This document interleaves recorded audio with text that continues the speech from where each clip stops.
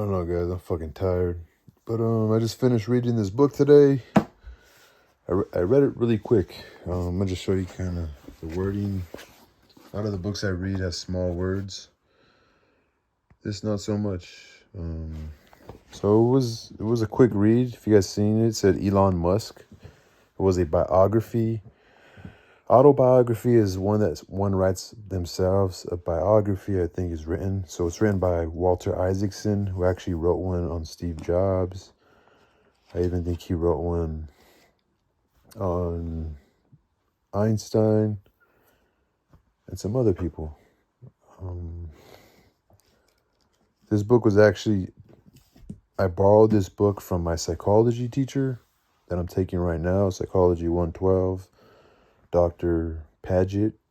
He's an older white gentleman. I like the guy. I wish he could teach more in depth, but he sees that I have books. He sees that I always go to class with a book. I'm always reading. And so he mentioned he was reading this book, and then one day I go into class, say, hey, I got something for you. It made me feel kind of cool. I noticed the younger students were looking like the teacher gave him a book to read. Like, I was thinking like, man, maybe I'm on my way or I'm on the right path. And sure enough, he gave me the book. It has a cover. It has a, what do they call it? A book? Fuck. I think a book jacket. They call it a book jacket. And so he originally had one, but as I was leaving the class, I was like, nah, so I left the little note next to the book jacket, which is pretty much the cover page to this book, since it's hardcover. Most hardcover books have a book jacket, and I left it on his desk with the note. I didn't want to damage it. As you can see, I kind of stained it a little bit. Spilled some coffee on it. That's what happens to books. But yeah, so I don't know if you guys know or not, but how Elon made his money. I mean, I want you guys to read it. I don't really care too much about biographies unless it's, I just read a Genghis Khan one. It's kind of was a sort of a biography. They couldn't really go into too much depth, with Genghis Khan. They'd talk about like his upbringing, but then it started just talking about the whole Mongolian Empire. But this talks about everything about Musk, from the relationships he's had. So I don't know if you guys knew this, but how he made his money specifically is he started up a company with his brother. It was like Chat4G or something like that. And it was similar to PayPal. It was this program to allow you to pay. It was like a safe, I don't know all the verbiage, the techie verbiage, but it was just like PayPal. So him and his brother started up this company. Other companies bought their, the rights to use their licensing or whatever they were able to get patented. But they were working in the same building as one of their competitors who was also doing the same thing. This was during the tech boom, the internet boom. And so they decided, hey, man, if we're all kind of competing against each other, why don't we just, you guys have your customers, we have our customers. And this book says that Elon Musk was kind of the type of guy who would kind of fabricate some things. So he was the same, well, we got more customers than you guys. Let's just come together. And eventually they came together. And I think they made the right decision. Actually, it's weird how life works, right? And instead of just keeping the name of Elon Musk and his brother's company, they decided to just go with PayPal, PayPal. And I think that was a smart marketing move. And so they made that company. It grew. But because Musk was who he is, because Musk is who he is, they ended up just kind of like all the board members had, like, they kind of did some sort of coup on him. He felt betrayed, like they turned their back on him, and they kicked him out of PayPal. But he still had shares, he still had stock. So when the company finally sold, it sold for like 1.5 billion or maybe like 1.4 billion, something like that. But with all the partners involved, he got a payout of 250 million, which isn't necessarily the most the most money, when especially when you're in the technology world and you're a CEO and etc. Compared to where he's at now, 250 million is not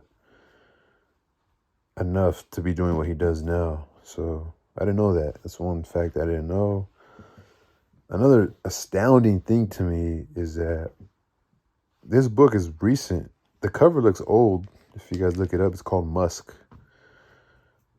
The cover it's weird because, yeah, this book goes all the way up until 2023, which we're at the end of that now. But so this book is recently, I don't know, I thought it was an older book. But so when the Ukrainian war started, as soon as the Ukrainian war was about to begin, Russia used their Russian hackers to destroy Ukrainians' internet connection. They pretty much destroyed their technology connection when it came to internet. Even affected some of like their radar. Some of their like databases and things like controlling their weaponry, controlling locations, etc. How they communicated from this point to that point. They pretty much shut down all their communications, their internet. But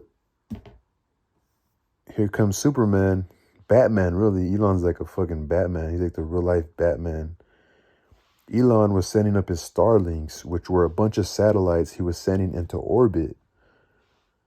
And what that was allowing is that, these things are in orbit. They're going around the world. And now he's sent thousands and thousands of these things out in orbit. They're just little satellites he packs into rockets. And when he sends rockets up to space, they release all these satellites into orbit. And they're just right there going around the Earth. And that allows for people to have internet in places that are rural with like in villages. He's giving internet to all these places where internet wasn't able to reach before. And so Ukraine hit him up and said, man, we need your help. We can't even win this war if we don't have no fucking internet or no, our technology's getting taken over too, so it's just amazing how fucking much he's had an influence, from PayPal, which became popular, still around, from electric vehicles to self-driving vehicles to even solar, like, Starlink. Imagine if he never created Starlink. Ukraine probably would have found another way, but who knows how, really, So I just thought that was a profound thing. I was like, damn, this fucking guy, man, it's insane.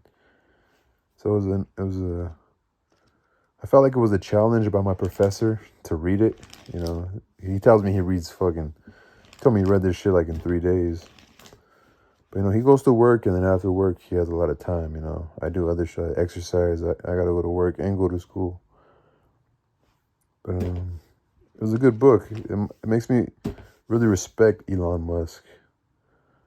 He's a crazy guy. He's like just like Oppenheimer, just like Steve Jobs. They're kind of fucked, They're a little damaged, They fucking fire people. They're just so overly driven to succeed. Yeah, but books like these also give you an insight to how they handle their business and how they go about it. And it tells you, like, damn, money, how they do it. They started young. They obviously went into coding. They went into computer science and engineering. And they started young. They found a way to make money. And from there, they were able to do other things. They were able to experiment and fail and experiment and fail. But they never gave up. So it's for all you young people.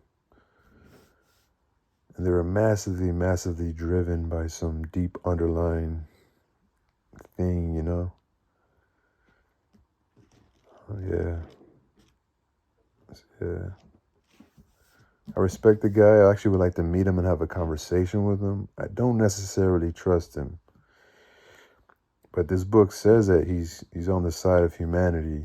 He wants to see humanity thrive. And he has a big concern for artificial intelligence and how maybe one day artificial intelligence will be able to absorb data on its own and reset itself and advance itself. And he's afraid that one day we're going to lose control over them. And so he's really adamant about pushing to get us to Mars so that way when there's some sort of artificial intelligent takeover that we're safe. He's a very imaginative, some would say delusional. The other day I was in an office actually going to see my counselor, and when I see people with books at school, I always ask them, what are you reading? I want to know what they're reading. And so the secretary, that might be a student worker, she had a book. I was like, what are you reading? And she was kind of like, all right. She didn't really want to talk. And I told her about the book I was reading. And the first thing she said, I asked her, do you know who Elon Musk is? She's like, yeah, not too much. She's like, I just know he does weird things. It's so funny how much they don't even know what he's done and how he's even impacting things right now. It's insane. He's like, and then one thing with that Ukrainian Russia, when he was helping Ukraine, he was helping them get communication and get internet to be able to talk to their team and stuff. But then they were also using his his Starlink. They were using it to gain access on locations to certain positions that the Russians were in. And just with the push of a button, he decided to turn off that connection because he didn't like the fact that they were using his technology to take advantage of positions of war, especially since he was doing it for free. He actually lost like billions of dollars, and maybe even this book doesn't say, but it could be possible that he's still letting them use his technology for free. But then he kind of told them, there's so many other contractors out there that you guys are paying,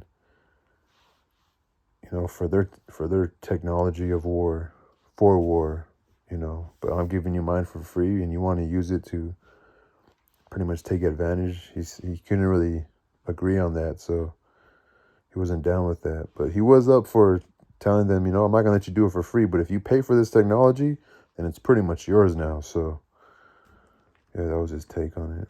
And in between that, that's the beginning, PayPal, and that's kind of towards the end. Obviously, that Ukraine war is still going on. That just blew my mind, that part of it. But there's a lot more information here. And yeah. He also dated Amber Heard. And she actually, he says the same thing, that she was kind of crazy. I was kind of thinking like, damn, maybe Johnny Depp is the crazy one. He does look crazy as fuck, right? Don't really know. They're both probably toxic. But then Elon Musk, how the author writes how Elon Musk felt about her. He actually was really into her. Like he was fucked it really affected him when they were no longer together. Elon Musk and Amber Heard. But that she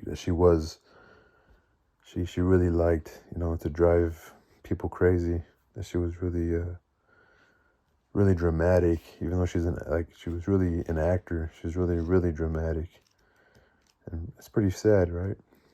But if two or more people say the same thing, it kind of begins to be a pattern, and it kind of starts being like, well, you keep making the same mistake in different scenarios, so you're leaving a little trail of evidence that it might be true that you're kind of crazy. But God bless Amber Heard, right? Yeah, so I don't think I'm going to go searching for autobiographies. We're actually going to read some on the Soviet Union, like Lenin. Most people hear about Stalin, but they don't really know about Lenin. Yeah, Lenin was actually the one who started the revolution, which created the Soviet Union. So that book's supposed to be coming through Amazon. Yeah, so if I had never read this book, I probably never knew about Musk. But at my point of success, and when I get to know the world and the world gets to know me, if Musk ever wanted to have a conversation or hang out, I would definitely take advantage of the knowledge that I know about him. I would definitely keep him as a friend,